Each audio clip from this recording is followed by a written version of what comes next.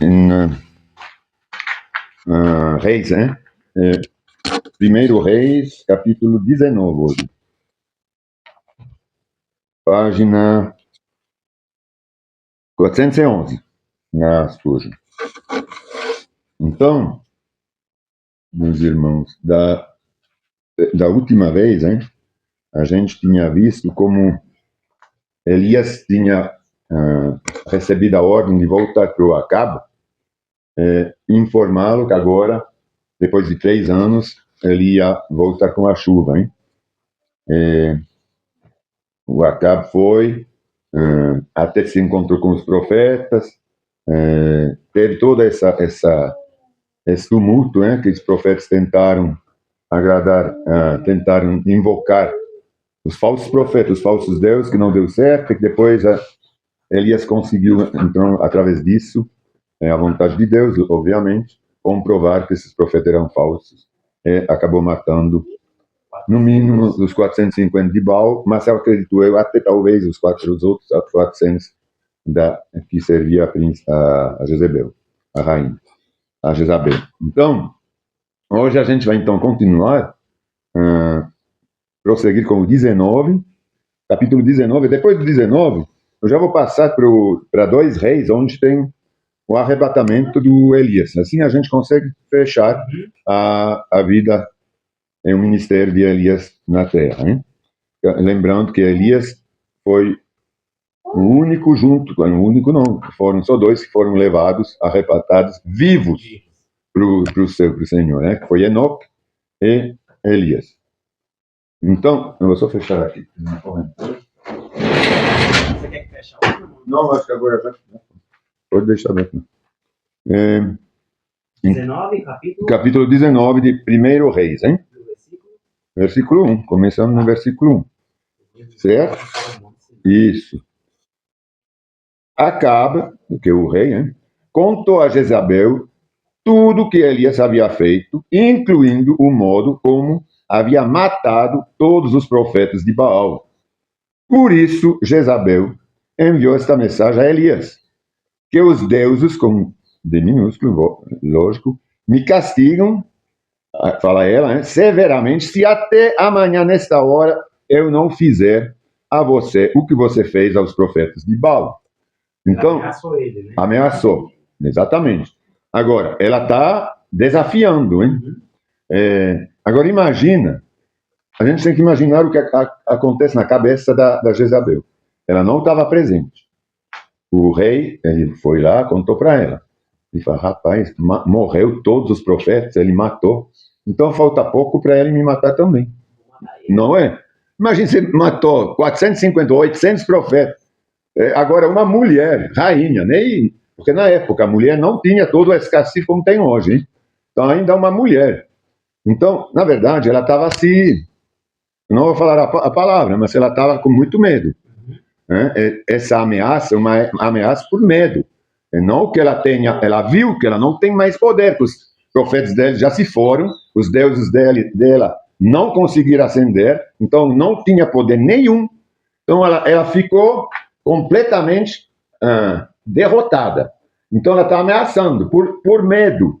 Ela está ameaçando o Elias por medo. Só que aí a gente vai poderia até ler rapidinho. Eu vou ler em 1 Reis, vocês não precisam pegar não. O que vai acontecer com ele? Porque ela fala assim, né? Ainda ela desafia os deuses. Então, na verdade, quando ela desafia os deuses, ela desafia os demônios. Não é? Porque são deuses com D minúsculo. Então, ela desafia minúsculo, os deuses ou os demônios me castigam severamente se até amanhã, nessa hora, eu não fiz a mesma coisa para você. Então, ela está desafiando e a gente vai ver o que vai acontecer com ela. Já vou mostrar agora, para não ter que voltar depois. Em 1 Reis, capítulo 21, versículo 20. Vocês não precisam pegar. É logo 2 páginas depois. Versículo 20. Quer dizer, aí é o Elias falando para Acabe. Quer dizer que você... Não, essa aqui é Acabe. Quer dizer que você me encontrou, meu inimigo, diz Acabe a Elias. Se, respondeu Elias, Vim porque você se vendeu para fazer o que é mal aos olhos do Senhor. Agora o Senhor diz: trarei desgraça sobre você, exterminarei e destruirei todos os seus descendentes de sexo masculino em Israel, tanto escravos como livres. Acabarei com sua família, como fiz com a família de Jeroboão, filho de Nebate, e com a família de Baasa, filho de Aías. Pois você provocou minha ira e levou Israel a pecar. E quanto a Jezabel, o Senhor diz: cães devorarão o corpo de Jezabel no campo em Jezreel. Então ele que está profetizando como que ela vai morrer aqui, hein? Ela desafiou aqui, como ela não conseguiu matá-lo, né? Porque ela falou: até amanhã, se amanhã não te mato, porque eu também não matou. Óbvio, o Senhor está com Elias, como que ele ia matá-lo? Aí, bom, eu não vou continuar a ler, mas isso aqui é interessante também, porque, mas vou deixar para outra vez, porque fala muito da maldição hereditária, né, que vai cair sobre os filhos. Por isso, talvez eu faça um culto ou um estudo bíblico, vamos ver. Aí eu queria continuar a ler agora, para ver a morte mesmo da Jezabel, que se encontra em 2 Reis, no capítulo 9, 32 a 37. A gente vai ver se essa profecia realmente se cumpriu, que ele acabou de dar, hein? Isso tudo porque a Jezabel, em vez de cair em si, puxa, se você tem 850 servos teus, seja profeta ou não, que morrem pelo poder de fogo de um Deus. Era melhor se arrepender e se converter, né? Era para todo mundo se converter e se arrepender, não é? Agora, imagina, ainda dobrar a aposta. Não, então vou matar o... Aí isso não ia dar certo mesmo, não. Aí a gente vê aqui, a morte de Jezabel, no capítulo 10 de 2 Reis, versículo 32. O Jeú é um rei que foi ungido. Capítulo 9, versículo, de 2 Reis, versículo 32.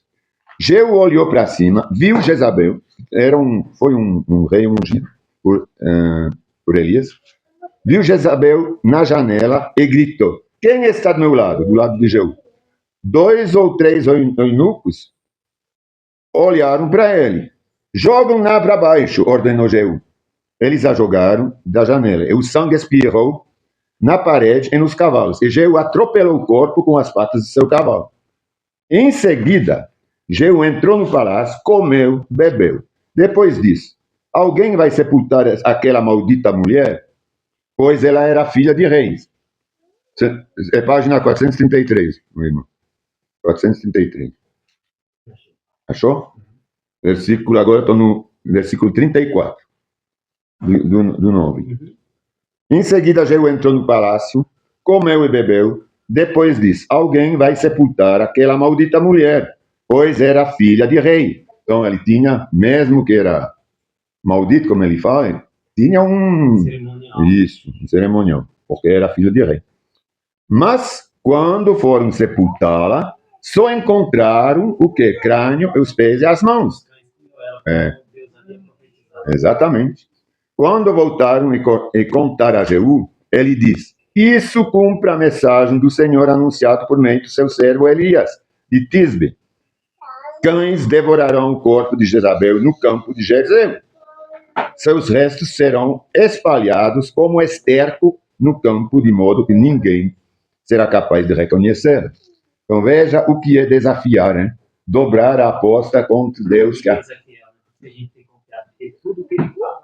Tudo. Não tem. É por isso que o Antigo Testamento é legal, é muito bom, porque ele comprova as coisas. Tudo isso aqui que aconteceu legaliza tudo o Novo Testamento, porque está tudo anunciado aqui. Então, continuando no capítulo 19, versículo 3. Elias teve medo e fugiu. A gente lembra que ela tinha ameaçado Elias agora, hein? Acabou de ameaçar Elias, que ele ia matá-lo. 1 Reis, página 411, voltando. 411, versículo 3.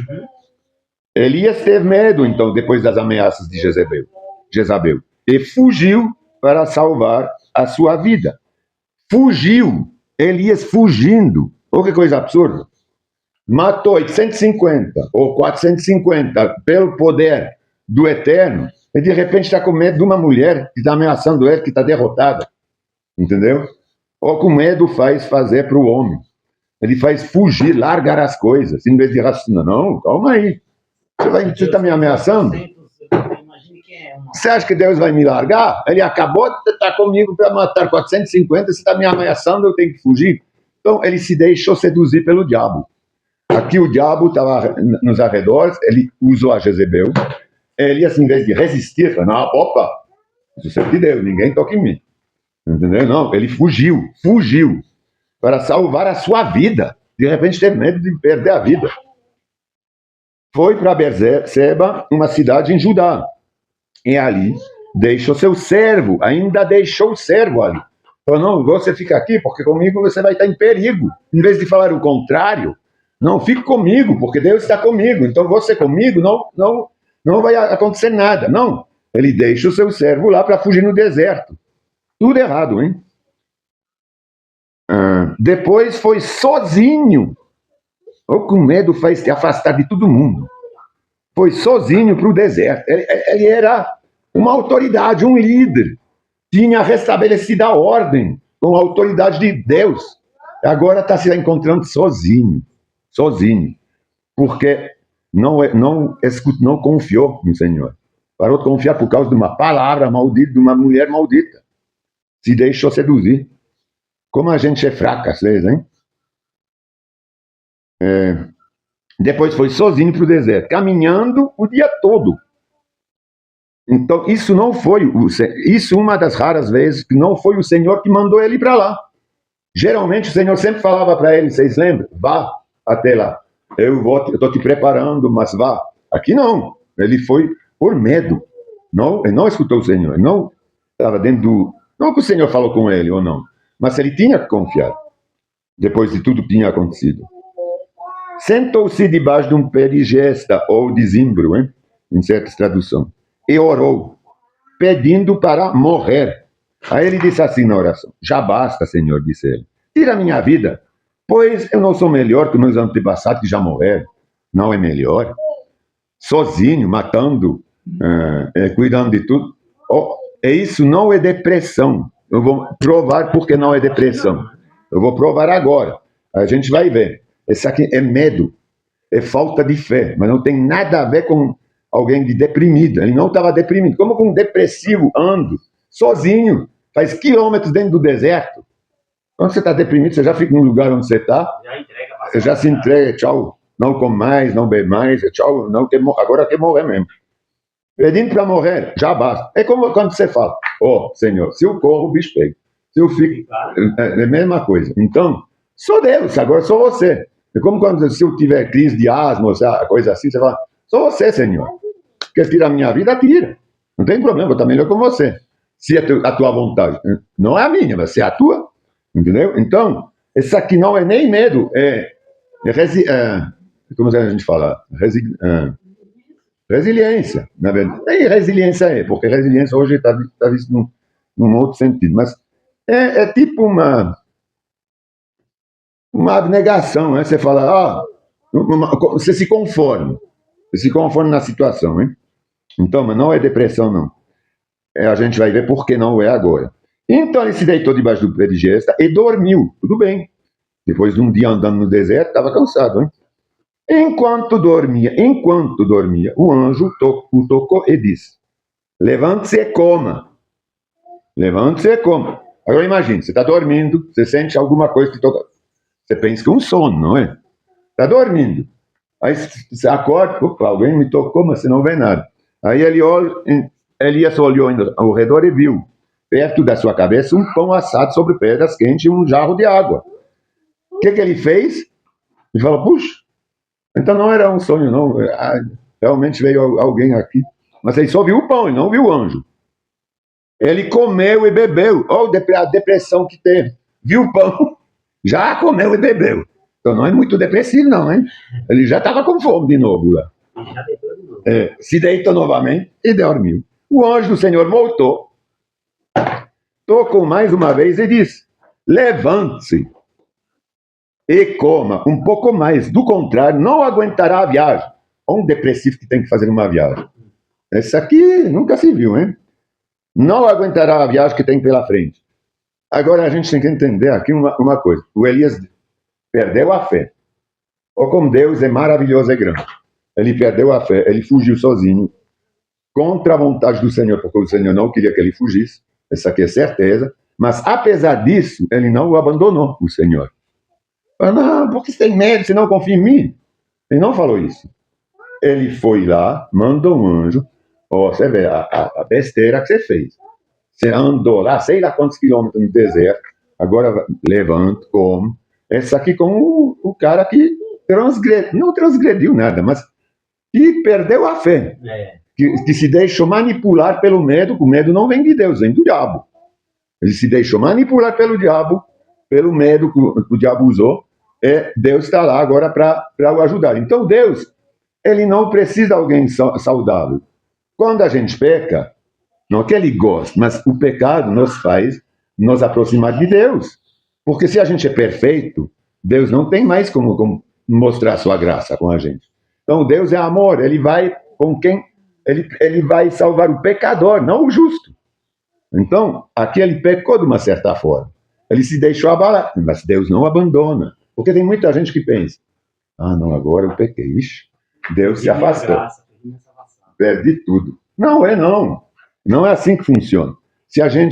Porque a gente não renega, não é apostata, não renegar a Deus. A gente simplesmente se deixou envair pelo medo. Porque ele fala depois, também aqui não tem a graça ainda, mas tem uma forma de graça. Hein? Aí ele fala assim, levante-se como? Levante-se como um pouco mais, do contrário, senão aguentaria a viagem que tem pela frente. Porque ele quer agora que ele volte, o Senhor. Elias se levantou, comeu e bebeu, o depressivo se levantou logo, comeu e bebeu, o alimento lhe deu força para uma jornada, a jornada que é. Esse alimento que é milagroso, óbvio, é o anjo que preparou. Então, Elias se levantou, comeu e bebeu o alimento que lhe deu forças para uma jornada de 40 dias e 40 noites. Uma jornada sem parar, até o Monte Sinai, até o Sinai, né? O Monte de Deus. Ali encontrou uma caverna onde passou a noite, quer dizer, ele descansou depois de 40 dias, 40 noites só, né? Quando encontrou a caverna. Então o Senhor lhe disse, o que você faz ali? Aqui, Elias. Cada vez que ele vai a um lugar onde Deus não mandou ir, ele fala a Deus, o que você está fazendo aqui? Não é? Porque ele não tinha mandado ir. Depois ele mandou voltar. Aí o Senhor fala, o que você faz aqui então? Você tinha ido no lugar errado? Ele respondeu, tenho servido com zelo ao Senhor, o Deus dos exércitos. Contudo, israelitas quebraram a aliança contigo e derrubaram teus altares e mataram todos os teus profetas. Sou o único que restou. E agora também procuraram me matar. Ele só está esquecendo que ele matou muito mais ainda, talvez de uma vez. Não sei se é muito mais, mas de uma vez ele matou muito. Então ele está ainda percebendo somente o umbigo dele. Ele está ainda longe de Deus. Deus tem que falar para ele, mas o que você está fazendo? Aí ele está se queixando, você me abandonou. Parece que é isso que ele está falando. Eu sou o único que restou, como se fosse dele. O Senhor que fez, que foi o único que restou, não é? Senão ele nem estaria ali. Então, mas ele está se queixando, agora eu sou sozinho. Entendeu? E agora procura me matar. Que confiança e fé ele tem, né? Saia e ponha-se diante de mim no monte, disse o Senhor. Sai da caverna. Enquanto Elias estava ali, o Senhor passou e um forte vendaval atingiu o monte. Era tão intenso, mas imagina a intensidade, que as pedras se soltavam do monte, diante do Senhor. Mas o Senhor não estava no vento. Depois do vento, houve um terremoto. Mas o Senhor não estava no terremoto. E depois do terremoto, houve fogo. Mas o Senhor não estava no fogo. E depois do fogo, veio um suave sussurro. Quando Elias o ouviu, cobriu o rosto, porque já reconheceu o Senhor, com a capa e saiu. Saiu e ficou na entrada da caverna. Então a gente vê, hoje a igreja como é que ela está? Se a gente compara tudo isso com a igreja. Hoje é gritaria nas igrejas, é rodopiar, é sei lá o quê, é proclamação de coisa alta, é som alto, tem que ter microfone, tem que ter telão. O Senhor não está nessas coisas. Ele está num murmúrio, ele está num sussurro. Então a igreja está completamente como Elias estava, afastado de Deus naquele momento. Então a igreja não tem mais comunhão com Deus. Porque como Deus vai ter comunhão nesse barulheira, aí tem fogo, eles utilizam o fogo como sendo alguma coisa boa, hein, nas igrejas. Mas o fogo, ele é bom, ele foi uma simbolização do Espírito Santo só naquele dia praticamente naquele dia da Pentecostes. Por quê? Porque ele queimava coisa ruim para ter uma vida nova. Mas o fogo nunca é uma coisa assim suave.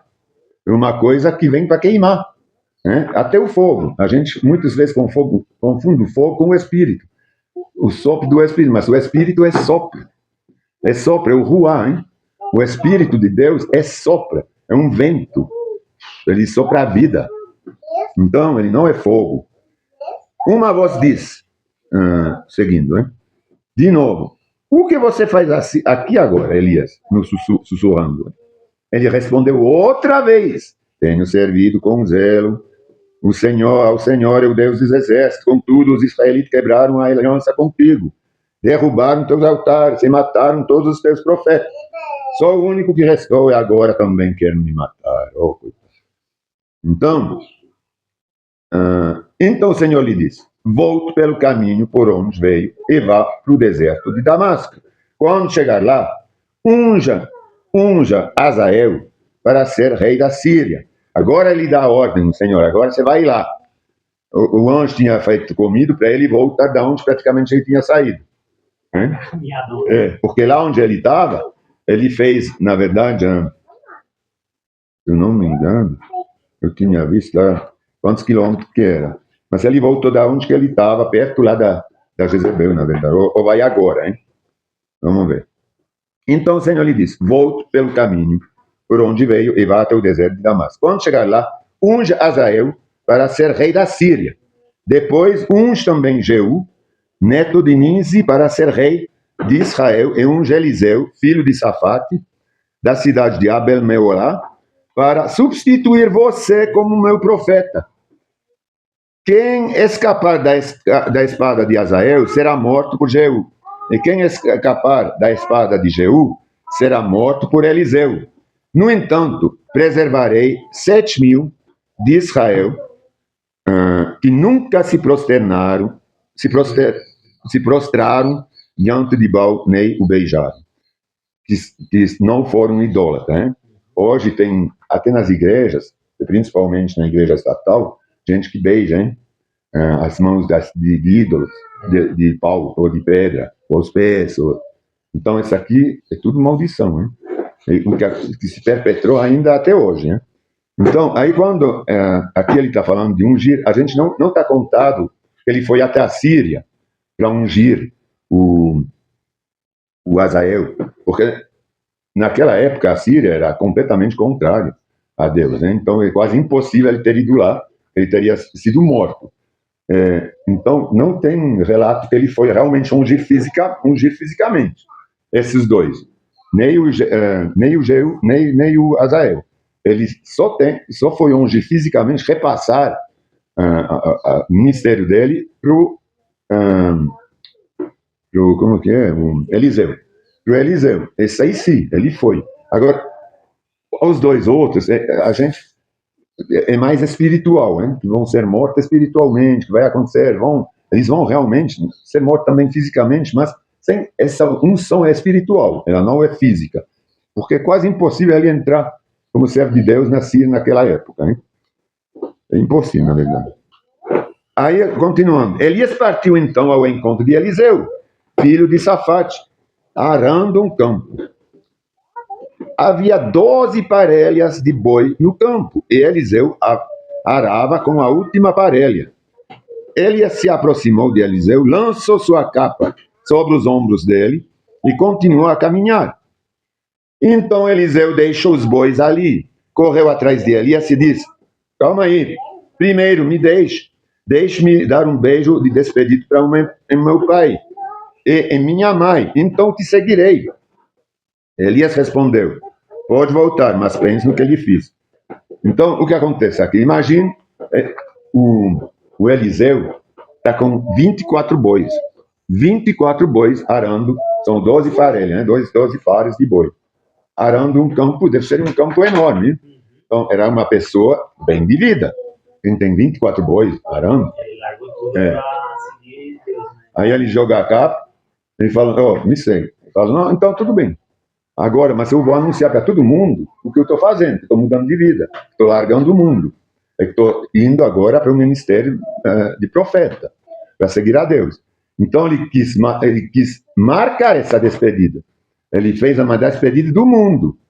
Agora eu anuncio, faço uma festa, porque é maravilhoso. Agora eu vou começar uma vida nova. Uma vida nova. Então ele largou. É como quando o Senhor fala no Novo Testamento, Jesus: quem quer conservar a sua vida, perderá.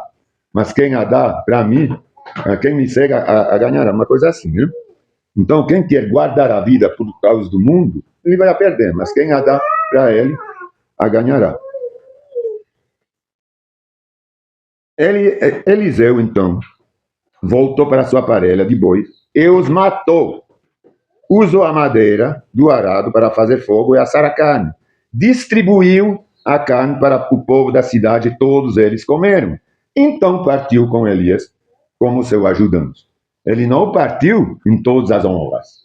Ele largou tudo, matou 2 bois, fez uma festa de despedida e partiu como servo, como ajudante. Então ele não largou para ter uma vida melhor. Vale a pena. Eu vou largar aqui porque se agora eu vou cuidar dessa igreja lá, dessa comunidade, eu vou receber salário, vou ter uma casa, vou ter meus filhos que vão poder, como dizem, estudar nos Estados Unidos. Não é assim. Ele largou como servo. Quem hoje larga as coisas sem nada em troca, de econômica, de família, ele largou os pais, largou todo mundo, hein? Não tinha mais como ter pais, família, filho, entendeu? Então a gente tem que ver muito bem o que a palavra está nos ensinando, porque é importante isso. Que a gente não tem que... quando a gente larga para Deus, não é para ter alguma coisa em troca melhor nesse mundo. É realmente para ter alguma coisa depois, né, espiritual. Como seu ajudante. Agora eu vou passar, então, em 2 Reis, em 2 Reis, vamos ver. Eu não vou continuar aqui, só para a gente continuar com a vida porque depois tem todas as coisas ruins que o Acabe fez ainda. Em 2 Reis, a gente vai ver como que Elias é arrebatado, hein? Levado para o céu. Assim a gente consegue concluir, né, assim, a vida, o ministério de Elias até o final dele na terra, né? Até ele repassar todos essa autoridade para Eliseu. Então, em 2 Reis, na página 420, né, dessa Bíblia, tem aqui um subtítulo: Elias é levado ao céu. Capítulo 2, né? 2 Reis, capítulo 2, página 420. Quando o Senhor estava para levar Elias ao céu, aqui está escrito num redemoinho. Isso não... Esse redemoinho eu fui pesquisar porque é meio esquisito. É bem poético, mas não é a palavra hebraica, é a palavra que é usada em grego, depois, quando está lá em Romanos, não é redemoinho. Seria uma palavra traduzida no português por borrasca. Borrasca é uma tempestade, um vento súbito, muito violento, que dura pouco tempo. Uma borrasca. Então, é um vento que sugou ele para o céu. É o que ele fala de fogo, certamente são relâmpagos, hein? Não é carruagem de fogo. São relâmpagos que acompanharam dentro da tempestade súbita. Hein? Um vento muito violento passou no meio deles, ele foi levado junto em carruagem, mas o carruagem certamente não era o próprio carruagem de fogo, porque não tinha redemoinho, não tinha nada disso. Mas está escrito que tinha... A gente vai ler, é melhor. Mas vamos traduzir por borrasca, que é uma tempestade súbita. Elias e Eliseu partiram de Gilgal, que não é o mesmo que a gente já tinha visto lá na Galileia, ou por cima lá no Reino do Norte. No caminho, Elias diz a Eliseu: fica aqui, pois o Senhor me mandou ir a Betel. Por isso que não é o mesmo, porque Betel está lá no Reino do Norte, perto do Monte Carmelo, né? A gente lembra.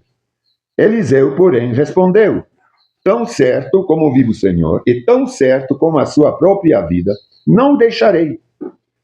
E desceram juntos a Betel. Por que ele não queria deixar? Porque se ele foi chamado, né, como servo, para servir, ele vai deixar ele vir para fazer o quê? Não faz nem sentido, hein? Então ele falou: não, agora eu quero ver. Eu te segui, você é meu líder, meu senhor. Ele via toda a autoridade de Deus dentro do Elias naquela época. E era. Eliseu, porém, respondeu: tão certo como vivo, como vivo o Senhor, tão certo como a sua própria vida, não o deixarei. E desceram junto a Betel. O grupo de profetas de Betel foi ao encontro de Eliseu e lhe perguntou: você sabe que o Senhor levará seu mestre hoje? Sim, eu sei, respondeu Eliseu. Mas não falem sobre isso. É que Eliseu, não queria falar sobre isso, porque ele não queria perder o Elias. É por isso que ele não quer falar sobre isso. Eu sei que ele vai embora, mas ele precisa ainda me passar toda a autoridade dele. Eu não quero falar sobre isso agora, não. É uma coisa que eu quero esclarecer, que é muito usado erroneamente na palavra, são esses grupos de profetas que tinha naquela época na cidade, em Jericó, em Betel, em vários lugares. Tinha grupos de profetas. Por quê?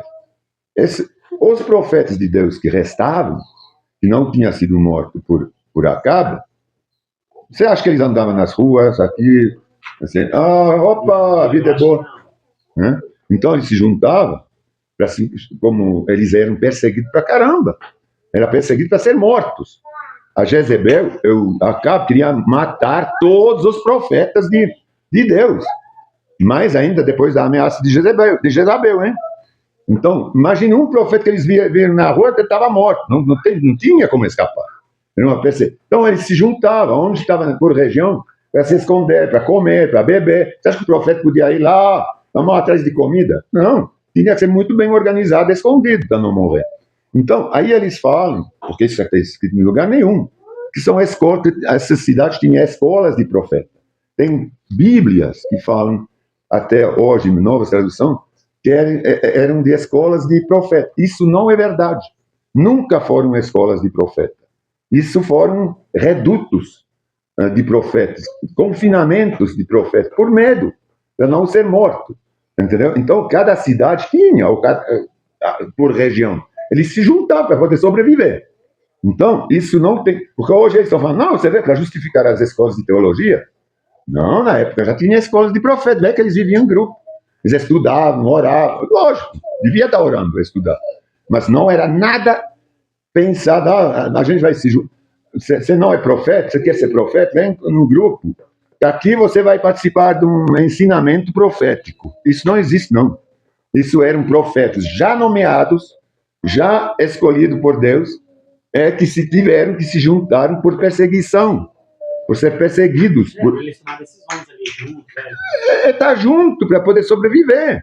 Entendeu? É lógico. Se a gente entra em guerra amanhã, todo mundo vai ser todos por um por todos. Entendeu? Você vai se juntando. Alguém vai morar lá na casa dele, o outro... Não, a gente perseguir, a gente vai se juntar. É lógico. Se amanhã, como sendo cristão, você é perseguido, eu sou perseguido, você vai ficar lá 30, 20 quilômetros, 15 quilômetros, separado de mim? Não, a gente vai se juntar. Se vem um ataque, alguma coisa, a gente...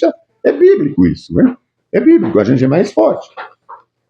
Então, é isso que aconteceu. Não tem justificativo para ter escolas de teologia hoje. Isso não tem. Porque na palavra a gente vê que Deus usou analfabetas para evangelizar, para ser profeta. Ele ungiu Davi. Ele ungiu Davi, que era o menor de todos. Então, ele não tinha escola de profeta, ele não tinha nada. Entendeu? Então, isso é dá um falso sentido à palavra. O grupo de profetas... Então, vamos continuar. O grupo de profetas de Betel foi ao encontro de Eliseu. Ele perguntou: você sabe que o Senhor será levado hoje? Sim, eu sei, respondeu Eliseu, mas não falam sobre isso. Então Elias disse a Eliseu: fica aqui, de novo, ele disse, pois o Senhor me mandou ir a Jericó, uns 20 quilômetros dali onde ele estava. Mas Eliseu respondeu novamente: tão certo como vive o Senhor, e tão certo como a sua própria vida, não o deixarei. E foram juntos a Jericó. É importante saber que é uns 20 quilômetros, porque o grupo de profetas ficou ali, esses 50. Eles foram os dois. Então, quando a gente conhece a distância entre o grupo onde eles estavam, eles não poderiam ver o que estava acontecendo, certo? Com Elias. Talvez no céu, poderia ver de longe, mas o que aconteceu mesmo, eles não viram. O grupo de profetas de Jericó foi ao encontro de Eliseu. Não, agora é de Jericó, outro era de Betel, hein? Porque eles chegaram a Jericó. Falou mais uma vez. Sim. Sim. Foi o encontro de Eliseu perguntou: você sabe que o Senhor levará seu mestre hoje? Sim, eu sei, respondeu Eliseu, mas não falam sobre isso. Ele não queria ficar triste, hein? É uma dupla confirmação que ele ia ser levado hoje, na verdade, né? Que eles estão dando esses dois grupos de profetas. Então Elias disse a Eliseu: fica aqui, pois o Senhor me mandou ir ao Rio Jordão. Mais uma vez, a terceira vez, porém, Eliseu respondeu: tão certo como vive o Senhor, e tão certo como a sua própria vida, não o deixarei. E seguiram juntos pelo caminho. 50 homens do grupo de profeta também foram e observaram de longe quando Elias e Eliseu pararam junto ao Rio Jordão. Então lá eles foram até o Rio Jordão, mas até de longe. Elias dobrou então seu manto e bateu com ele nas águas. O rio se abriu e os dois atravessaram terra seca. Ou como o Senhor estava presente na vida dele. Ele queria mostrar ao Senhor, para o Eliseu, o poder que estava dentro desse manto. Era uma simbolização, que era esse manto que ele jogou em cima dos ombros dele, para ungí-lo. Ele jogou o manto, falou: me acompanhe agora de novo, é o manto. Esse manto tem uma simbologia muito grande da autoridade de Deus. Ele quis mostrar a Deus, ele quis materializar a autoridade, a unção dele pro Eliseu. É muito mais fácil, quando você pega alguma coisa na mão, é como essas igrejas que fazem hoje, eles vendem uma rosa ou sal, porque se materializa a fé, na verdade, de uma certa forma. Só que na época precisava, porque Deus era espírito.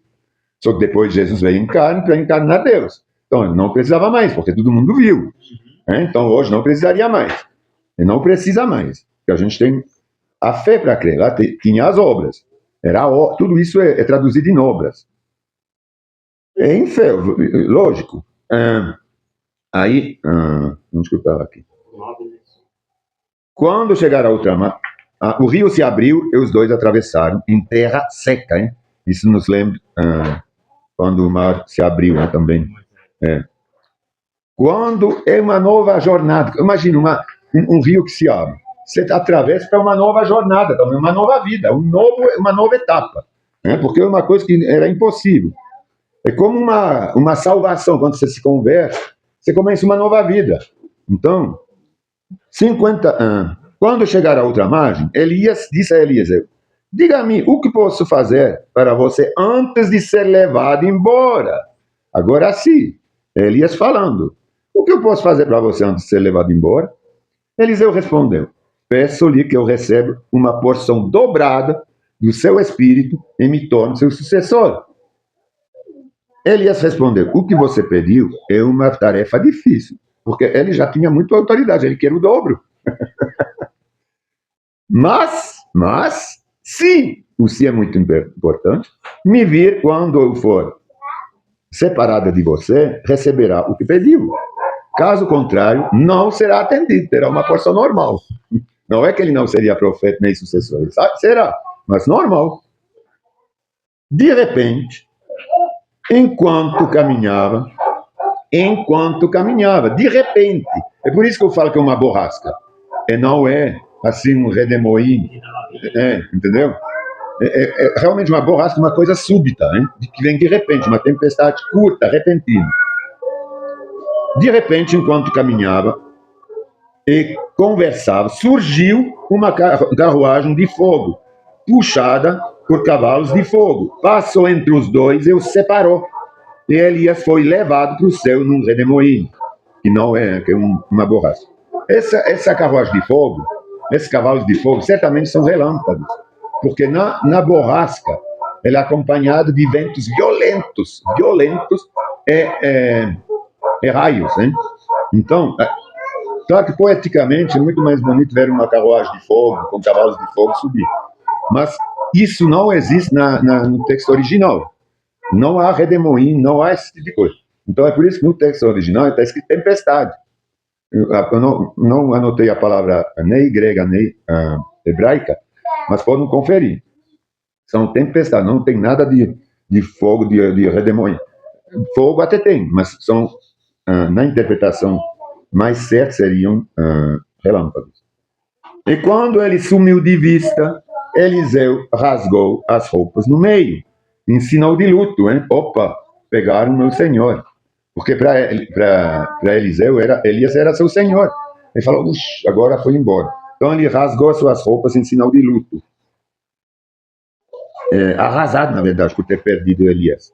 Em seguida, pegou o manto de Elias que tinha caído e voltou à margem do Jordão. Por acaso ficou o manto. Que coisa muito, não é? Só por acaso. Esse manto, ele tinha significado muito grande, hein? Então, esse aqui foi a passação de poderes, de autoridades, não de poderes, de autoridades, né? de um para outro. Através, simbolicamente, do manto, mas que era uma coisa palpável. Porque como pode ficar só o manto, hein? Em seguida, pegou o manto de Elias, que tinha caído, e voltou à margem do Jordão. Bateu nas águas com o manto e gritou, onde está o Senhor, o Deus de Elias? Então o rio se dividiu e Eliseu atravessou. Então isso foi Deus agora mostrando para ele, poxa, você foi atendido, agora você é meu servo, você é o substituto de Elias. Quando os membros do grupo de profetas de Jericó viram o que havia acontecido, exclamaram, o espírito de Elias repousou sobre Eliseu. Viram quando o rio se abriu, não viram quando o Elias, provavelmente não viram, quando o Elias foi levado, porque senão não falaria o que vão falar agora. Então foram ao encontro, encontrar-se com Eliseu, e se curvaram com o rosto no chão diante dele. Disseram, nós, seus servos, temos 50 homens corajosos que podem procurar seu mestre no deserto. Você vê como ele fala? 50 homens corajosos. Por quê? Porque deviam relutar e sempre ser atento a não ser morto. Eles eram corajosos, continuava com a identidade de profeta, porque eles todos poderiam ter falado, não, opa, vamos desistir desse negócio de profeta, porque a gente não perde a vida. Em vez de se juntar, de resistir, larga, vamos largar. Depois, quando as coisas acalmam, a gente volta para Deus. Não, é por isso que ele fala, corajoso. Que podem procurar seu mesmo deserto. Talvez o Espírito do Senhor o tenha deixado em algum monte, em algum vale. Não envia ninguém, disse Eliseu. Não adianta, não envia ninguém. Mas insistir tanto, e por fim, constrangido, ele consentiu. Quando a gente insiste, você fala, não, tudo bem, então faz. Você quer fazer do teu jeito? Faz. Está bem, envia os homens. Os 50 homens procuraram por 3 dias, mas não encontraram Elias. Eliseu ainda estava em Jericó quando eles voltaram e disse, não lhes falei que não fossem, mas não tinha escutado. Então, assim, acabou o ministério de profeta de Elias, ele foi levado vivo ao céu pelo Senhor, arrebatado. Então, apesar, é por isso que é maravilhoso, que Deus a gente tem que pensar que Deus, em primeiro lugar, é amor. Primeiramente, porque ele deu o único filho dele para a gente. Mas ele é amor. A gente tem que saber que não há nada para quem está com Deus, para Deus o abandonar. Mesmo se a gente está com medo, mesmo se a gente está, às vezes perde a fé, assim, Deus continua com a gente. Se a gente não renega, se a gente não, o que a gente não pode é renegar. Aí isso é terrível, hein? Ou atribuir a outro a autoridade, os milagres de Deus. Por exemplo, a Beelzebub, hein, como eles fizeram com Jesus. Isso é terrível. Ou ficar apostata, hein? Renegar toda doutrina, né, do Senhor para entrar em coisas em outras religiões, hinduísmo, budismo. Quem entra no budismo, esses tipos de coisas, islamismo, aí complica, aí sim, aí realmente vai complicar. Agora, Deus é amor, Ele está sempre com o seu servo, pronto para o levantar. Se do servo pode cair, Deus o levanta, né? Sempre Deus o levanta. Então, vamos a próxima vez, então, poder continuar em Romanos, ter entendido o que tinha acontecido quando ele vai contar em Romanos, esse pessoal que foi resgatado, hein? A gente vai entender melhor o que ele quer dizer, Paulo, quando ele fala em Romanos, acho que no capítulo 11, se não me engano. A gente vai retomar Romanos no próximo curso, que a gente possa lembrar de tudo que Elias passou, todas as vitórias, e que apesar das vitórias, isso acontece nas nossas vidas. A gente tem vitórias diárias e de repente a gente se desanima com alguma coisa. Como que porque alguém falou alguma coisa, a rainha falou para ele, vou te matar, e de repente cai tudo para o terra, entendeu? Então a gente não pode perder a fé. E mesmo se a gente já perde um pouco, Deus nos levanta, como ele fez com Elias. Vamos orar. Muito obrigado, Senhor, por esse incentivo que você nos dá através do ministério de Elias. O Senhor se demonstra sempre um Deus amoroso, um Deus pronto para nos levantar, nos resgatar. Deus não quer que a gente se desanime.